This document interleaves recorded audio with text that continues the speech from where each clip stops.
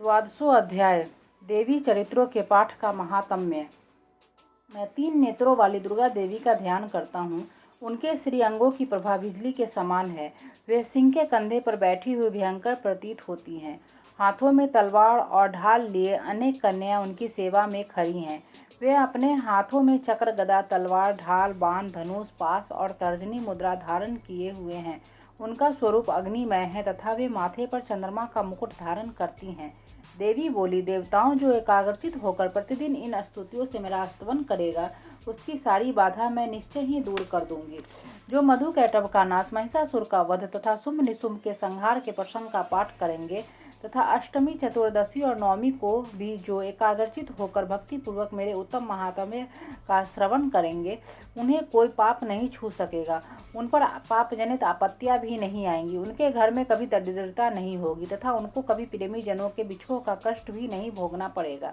इतना ही नहीं, उन्हें शत्रु से, लुटेरों से, राजा से, शस्त्र से, अग्नि से तथा जल की राशि से भी कभी भय नहीं होगा। इसलिए सबको एकाग्रचित होकर भक्ति पूर्वक मेरे इस महात्म्य को सदा पढ़ना और सुनना चाहिए। यह परम कल्याण कारक है। मेरा महात्म्य महामारी जनित समस्त उपद्रव तथा आध्यात्मिक आदि तीनों प्रकार के उत्पातों को शांत करने वाला है। मेरे जिस मंदिर में प्रतिदिन विधि पूर्वक मेरे इस महात्म्य का पाठ किया जाता है, उस स्थान को मैं कभी नहीं छोड़ती। वहाँ सदा ही मेरा सन्निधान बना रहता है। बलिदान, पूजा, होम तथा महोत्सव के अवसरों पर मेरे इस चरित्र का पूरा पाठ और श्रवण करना चाहिए। ऐसा करने पर मनुष्य विधि को जानकर या बिना जाने भी मेरे लिए जो बलि, पूजा या होम आदि करेगा, उसे मैं बड़ी प्रसन्नता के साथ ग्रहण करूंगी। शरत काल में जो वार्षिक महापूजा की जाती है, उस अवसर पर जो मेरे इस महात्म्य को भक्ति पूर्वक सुनेगा, वह मनुष्य मेरे प्रसाद से सब बाधाओं से मुक्त तथा धन, धान्य एवं पुत्र से संपन्न होगा।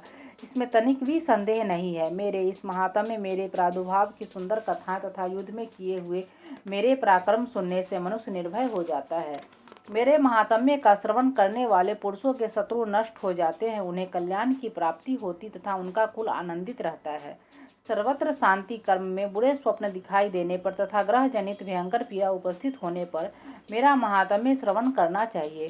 इससे सब विघ्न तथा भयंकर ग्रह पीड़ाएं शांत हो जाती हैं और मनुष्यों द्वारा देखा हुआ दुःस्वप्न शुभ स्वप्न में परिवर्तित हो जाता है। बाल ग्रहों से आक्रांत हुए बालकों के लिए यह महात्म्य शांति कारक है तथा मनुष्यों के संगठन में फूट होने पर यह अच्छी प्रकार मित्रता कराने वाला होता है। यह महात्म्य समस्त दुराचारियों के बल का नाश कराने वाला है। इसके पाठ मात्र से राक्षसों, भूतों और पिशाचों का नाश हो जाता है। मेरा यह सब महात्म्य मेरे सामीप्य की प्राप्ति कराने वाला है। पशु, पुष्प, अर्घ, धूप, दीप, गंध आदि उत्तम सामग्रियों द्वारा पूजन करने से, ब्राह्मणों को भोजन कराने से, होम करने से, प्रतिदिन अभिषेक करने से, नाना प्रकार के अन्न भोगों का अर्पण करने से तथा दान देने आदि से 1 वर्ष तक जो मेरी आराधना की जाती है, उससे मुझे जितनी प्रसन्नता होती है, उतनी प्रसन्नता मेरे इस उत्तम चरित्र का एक बार श्रवण करने मात्र से हो जाती है। यह महात्म्य श्रवण करने पर पापों को हर लेता हुआ आरोग्य प्रदान करता है। मेरे प्रादुर्भाव का कीर्तन समस्त भूतों से रक्षा करता है तथा मेरा युद्ध विषयक चरित्र दुष्ट दैत्यों का संहार करने वाला है। इसके श्रवण करने पर मनुष्यों को शत्रु का भय नहीं रहता। देवताओं, तुमने और ब्रह्मर्षियों ने जो मेरी स्तुतियाँ की है तथा ब्रह्मा जी ने जो स्तुतियाँ की, वे सभी कल्याणमय बुद्धि प्रदान करती है। वन में, शून्य मार्ग में अथवा दावानल से घिर जाने पर, निर्जल स्थान में लुटेरों के दाव में पड़ जाने पर या शत्रुओं से पकड़े जाने पर अथवा जंगल में सिंह, व्याघ्र या जंगली हाथियों के पीछा करने पर, कुपित राजा के आदेश से वध या बंधन के स्थान में ले जाए जाने पर अथवा महासागर में नाव पर बैठने के बाद भारी तूफान से नाव के डगमग होने पर या और अत्यंत भयंकर युद्ध में शस्त्रों का प्रहार होने पर अथवा वेदना से पीड़ित होने पर की बहुना सभी भयानक बाधाओं के उपस्थित होने पर जो मेरे इस चरित्र का स्मरण करता है, वह मनुष्य संकट से मुक्त हो जाता है। मेरे प्रभाव से सिंह आदि हिंसक जंतु नष्ट हो जाते हैं तथा लुटेरों और शत्रु भी मेरे चरित्र का स्मरण करने वाले पुरुष से दूर दूर भागते हैं। ऋषि कहते हैं, यो कहकर प्रचंड पराक्रम वाली भगवती चंडिका सब देवताओं के देखते देखते वही अंतर्ध्यान हो गई। फिर समस्त देवता भी शत्रुओं के मारे जाने से निर्भय हो पहले की भांति यज्ञभाग का उपभोग करते हुए अपने अपने अधिकार का पालन करने लगे। संसार का विध्वंस करने वाले महाभयंकर अतुल पराक्रमी देव शत्रु शुंभ तथा महाबली निशुंभ के युद्ध में देवी द्वारा मारे जाने पर शेष दैत्य पाताल लोक में चले आए। राजन, इस प्रकार भगवती अंबिका देवी नित्य होती हुई भी पुनः पुनः प्रकट होकर जगत की रक्षा करती हैं। वे ही इस विश्व को मोहित करती हैं, वे ही जगत को जन्म देती हैं तथा वे ही प्रार्थना करने पर संतुष्ट हो विज्ञान एवं समृद्धि प्रदान करती हैं। राजन, महाप्रलय के समय महामारी का स्वरूप धारण करने वाली वे महाकाली ही समस्त ब्रह्मांड में व्याप्त है। वे ही समस्त समय समय पर महावारी होती है। वे ही समय स्वयं अजन्मा होती हुई सृष्टि के रूप में प्रकट होती है। वे सनातनी देवी ही समयानुसार समस्त भूतों की रक्षा करती है। मनुष्यों के अभ्युदय के समय वे ही घर में लक्ष्मी के रूप में स्थित हो उन्नति प्रदान करती है और वे ही अभाव के समय दरिद्रता बनकर विनाश का कारण होती है। पुष्प, धूप और गंध आदि से पूजन करके उनकी स्तुति करने पर वे धन, पुत्र, धार्मिक बुद्धि तथा उत्तम गति प्रदान करती है। इस प्रकार श्री मार्कंडेय पुराण में सावर्णी मनवंतर की कथा के अंतर्गत देवी महात्म्य में फल स्तुति नामक 12वां अध्याय पूरा हुआ। अध्याय सूरत और वैश्य को देवी का वरदान।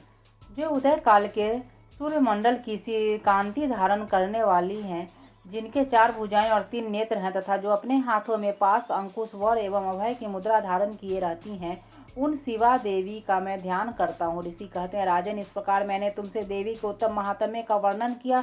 जो इस जगत को धारण करती है, उन देवी का ऐसा ही प्रभाव है। वे ही विद्या उत्पन्न करती हैं। भगवान विष्णु की महामाया उन भगवती के द्वारा ही तुम ये वैश्य तथा अन्य विवेकी जन मोहित हुए हैं तथा आगे भी मोहित होंगे। महाराज, तुम उन्हीं परमेश्वरी की शरण में जाओ। आराधना करने पर वे ही मनुष्य को भोग, स्वर्ग तथा मोक्ष प्रदान करती हैं। मार्कंडेय जी कहते हैं, कौष्टुकी जी मेधा मुनि के ये वचन सुनकर राजा सूरथ ने उत्तम व्रत का पालन करने वाले उन महाभाग महर्षि को प्रणाम किया। वे अत्यंत ममता और राज्यापहरण से बहुत खिन्न हो चुके थे। महामुने इसलिए विरक्त होकर वे राजा तथा वैश्य तत्काल तपस्या को चले गए और वे जगदम्बा के दर्शन के लिए नदी के तट पर रहकर तपस्या करने लगे। वे वैश्य उत्तम देवी सूक्त का जप करते हुए तपस्या में प्रवृत्त हुए। वे दोनों नदी के तट पर देवी की मिट्टी की मूर्ति बनाकर पुष्प, धूप और हवन आदि के द्वारा उनकी आराधना करने लगे। उन्होंने पहले तो आहार को धीरे धीरे कम किया, फिर बिल्कुल निराहार रहकर देवी में ही मन लगा एकाग्रता पूर्वक उनका चिंतन आरंभ किया। वे दोनों अपने शरीर के रक्त से प्रोक्षित बलि देते हुए लगातार 3 वर्ष तक संयम पूर्वक आराधना करते रहे। इस पर प्रसन्न होकर जगत को धारण करने वाली चंडिका देवी ने प्रत्यक्ष दर्शन देकर कहा। वह देवी बोली, राजन तथा अपने कुल को आनंदित करने वाले वैश्य, तुम लोग जिस वस्तु की अभिलाषा रखते हो वह मुझसे मांगो, मैं संतुष्ट हूँ, अतः तुम्हें वह सब कुछ दूंगी। मार्कंडेय जी कहते हैं, तब राजा ने दूसरे जन्म में नष्ट न होने वाला राज्य मांगा तथा इस जन्म में भी शत्रुओं की सेना को बलपूर्वक नष्ट करके पुनः अपना राज्य प्राप्त कर लेने का वरदान मांगा। वैसे का चित्त संसार की ओर से खिन्न एवं विरक्त हो चुका था और वे बड़े बुद्धिमान थे, अतः उस समय उन्होंने तो ममता और अहंता रूप आसक्ति का नाश करने वाला ज्ञान मांगा। देवी बोली, राजन, तुम थोड़े ही दिनों में शत्रुओं को मारकर अपना राज्य प्राप्त कर लोगे। अब वहाँ तुम्हारा राज्य स्थिर रहेगा। फिर मृत्यु के पश्चात तुम भगवान विवस्वान के अंश से जन्म लेकर इस पृथ्वी पर सावर्णिक मनु के नाम से विख्यात होगे। वैसे वर तुमने भी जिस वर को मुझसे प्राप्त करने की इच्छा की है उसे देती हूँ, तुम्हें मोक्ष के लिए ज्ञान प्राप्त होगा। मार्कंडेय जी कहते हैं, इस प्रकार उन दोनों को मनोवांछित वरदान देकर तथा उनके द्वारा भक्ति पूर्वक अपने स्तुति सुनकर देवी अंबिका तत्काल अंतर्ध्यान हो गई। इस तरह देवी से वरदान पाकर शत्रुओं में श्रेष्ठ सूरथ सूर्य से जन्म ले सावर्णी नामक मनु होंगे। इस प्रकार श्री मार्कंडेय पुराण में सावर्णिक मनवंतर की कथा के अंतर्गत देवी महात्म्य में सूरथ और वैश्य को वरदान नामक 13वां अध्याय पूरा हुआ।